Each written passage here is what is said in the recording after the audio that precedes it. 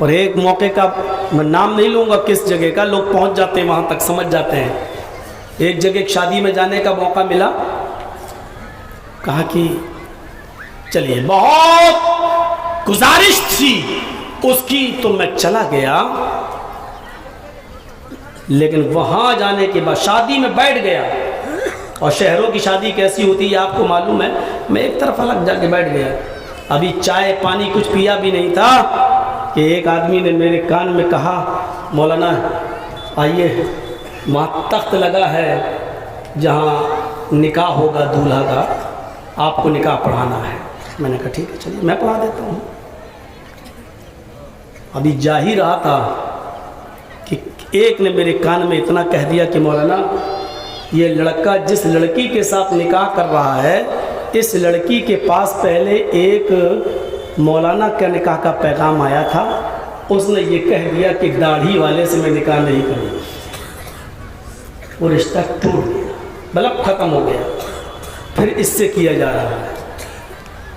میں نے اس لڑکی کے باپ کو بلایا، ارے میری طرح یہ جرت تو پیدا کرو۔ میں نے بھرے مجمع میں پوچھا کیا یہ سچ ہے؟ اس نے کہا ہاں، میری بیٹی کو داڑھی والا پسند نہیں ہے۔ میں نے کہا جب داڑھی والا دولہا پسند نہیں ہے تو میری بھی داڑھی ہے، تو میرے پیچھے پھر ہم نکاح کیوں پڑھائیں؟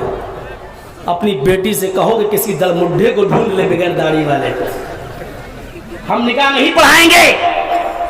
اور سن، جب تیری بیٹی مر جائے تو اپنی بیٹی سے کہنا کہ بیٹی سارے مولوی تیرا بائیکاٹ کر رہے ہیں کہ اب کوئی داڑھی والا تیرا جنازے کی نماز بھی نہیں پڑھائے، اور ٹھکراتا ہوں تیری اس دعوت کو ڈھونڈ لے، 500 اور 1000 روپے میں نکاح پڑھانے والے بہت سے مولوی مل جائیں گے۔ میں نے پانی تک نہیں پیا اس جگہ پر اور چھوڑ کے چلا آیا، اور میں نے کہا نہیں پڑھاؤں گا یہ نکاح، اور چلا آیا سیدھے۔ اللہ گواہ ہے، اللہ کی قسم کھا کے کہتا ہوں کہ میں نے نکاح نہیں پڑھایا۔ یہ جرت تو پہلے پیدا کرو۔ ایک لڑکی میں یہ ہمت کیسے پیدا ہو گئی کہ وہ کہہ دے کہ میں داڑھی والے سے شادی نہیں کروں گی؟ اور جہاں مولویوں کو یہ پتا چل جائے، ایسی جگہ مولویوں کو جانا ہی نہیں چاہیے۔ اس نے داڑھی کی نہیں، پوری علماء قوم کی انسلٹ کی ہے۔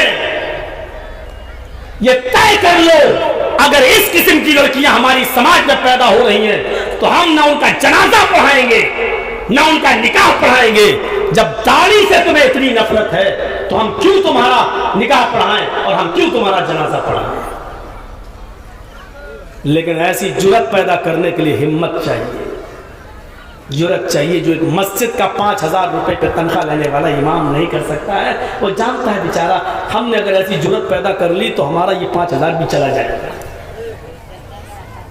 ہم خود دوشی ہیں اس کے،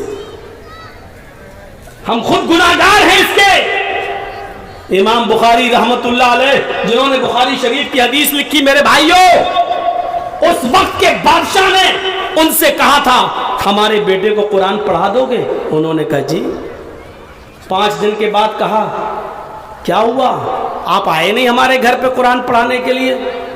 آپ آئے نہیں ہمارے گھر پہ قرآن پڑھانے کے لیے؟ میرے بیٹے کو آپ نے 5 دن پہلے کہا تھا۔ امام بخاری نے کہا کہ آپ کا بیٹا آیا ہی نہیں میرے گھر پہ قرآن پڑھنے کے لیے۔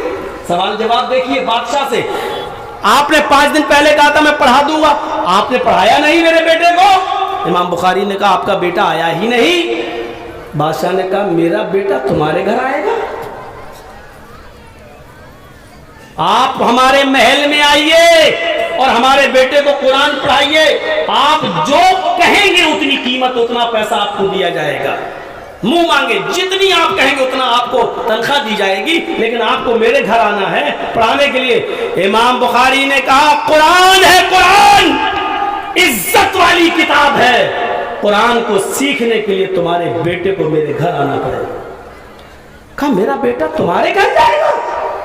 تو امام بخاری نے کیا کہا، صرف میرے گھر ہی نہیں آئے گا، میرے گھر میں جو یتیم غریب بچے پڑھنے آتے ہیں اس چٹائی پر بیٹھ کر پڑھے گا، آپ کے بیٹے کے لیے الگ سے کوئی انتظام نہیں ہے میرے پاس۔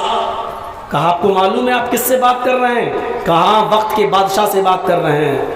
کہا امام صاحب ہم سے ٹکرانے کا انجام جانتے ہو؟ انہوں نے کہا کہ میں نے اپنا بوریا بستر میں نے 5 دن پہلے ہی سمیٹ لیا تھا، مجھے معلوم ہے کہ تو مجھے شہر سے نکال دے گا، مجھے تیرے حکومت سے نکلنا منظور ہے لیکن قرآن کی توہین کرنا منظور نہیں ہے۔ آپ کے بیٹے کو آنا ہے تو میرے گھر آئے، ہم آپ کے گھر نہیں جائیں گے پڑھانے کے لیے۔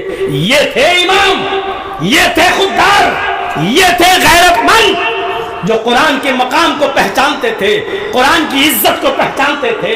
آج تو ہم جیسے لوگ 1000 روپے مل جائیں تو ہم آپ کے گھر پہ بھی چلے جائیں گے آپ کو بچے کو پڑھانے کے لیے، 2000 کہیں سے مل جائے تو ہم ادھر بھی چلے جائیں گے پڑھانے کے لیے۔ میرے بھائیوں، قرآن کی عزت کرو۔ جس مسجد کے حجرے میں تم رہتے ہو اسی حجرے میں ان بچوں کو بلاؤ اور پڑھاؤ، اس لیے کہ جو بچے چل کر قرآن پڑھنے آئیں گے وہ قرآن کی قدر و قیمت کو سمجھیں گے، اور جن کے پاس چل کے آپ پڑھانے پہنچ جاؤ گے وہ لوگ کبھی نہیں سمجھیں گے۔ پیاسا کنویں کے پاس جاتا ہے، کنواں پیاسے کے پاس نہیں جاتا ہے۔ قرآن کی عظمت کو سمجھنے کی کوشش کرو۔ مولانا بڑی سخت تقریر کر رہے ہیں، آج کر رہا ہوں، بہت جلا بیٹھا ہوں میں۔ یہ امیر اور دولت مند لوگ چاہتے ہیں کہ اسلام میرے اشاروں پہ یہ مولوی لوگ چلے، یہ چاہتے ہیں جیسا ہم چاہیں ویسا ہو، نہیں ہوگا، نہیں چلے گا۔ اسلام چلے گا تو جناب محمد رسول اللہ کی مرضی سے چلے گا، اسلام چلے گا تو فاطمہ کے باپ کی مرضی سے چلے گا، جرجیس اور جرجیس کے باپ کی مرضی سے نہیں چلے گا، یاد رکھیے گا۔